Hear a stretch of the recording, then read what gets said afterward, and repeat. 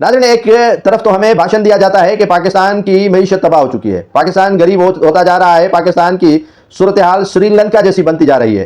ایک طرف ہمیں کہا جاتا ہے کہ IMF سے اگر ہم قرضہ نہیں لیں گے تو پھر ہماری معیشت تباہ ہو جائے گی۔ ہم مقروض تو ویسے ہی ہیں، اور یہ 76 برسوں سے ہم سنتے آ رہے ہیں کہ پاکستان نازک دور سے گزر رہا ہے، لیکن اس کے برعکس اگر دیکھا جائے تو غریب ملک، معیشت تباہ، غریب کے لیے روزگار بند، لیکن اشرافیوں کے لیے یہ کوئی معنی نہیں رکھتا۔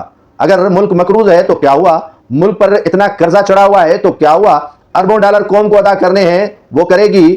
ملک کے تمام تر جو صورتحال ہے معیشت کی وہ اپنی جگہ پر وینٹ پر ہے، لیکن اشرافیوں کے شاہانہ خرچوں میں کمی کا کسی نے نہیں سوچا۔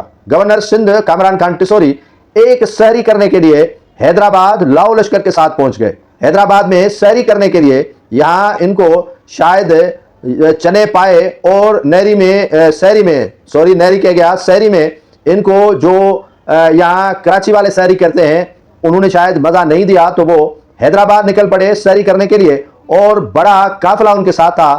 یہاں پر پروٹوکول کی بھرمار ہو رہی ہے، اور سرکاری گاڑیوں کا بڑا بڑا قافلہ ساتھ لے کر چلتے ہیں، اور پھر قوم کو تقریر میں بھاشن دیتے ہیں کہ نازک دور سے ملک گزر رہا ہے، آپ دعا کر لیں کہ IMF سے سیٹنگ ہو جائے، آپ دعا کر لیں کہ معیشت بہتر ہو جائے۔ یہ کچکول ہم توڑنے کا نام نہیں لے رہے، اور شاہانہ خرچوں سے ہم باز نہیں آ رہے۔ تو معیشت تو یقیناً غریب کے لیے کوئی معنی نہیں رکھتی، لیکن امیر کے لیے معیشت کی کوئی اہمیت نہیں ہوتی۔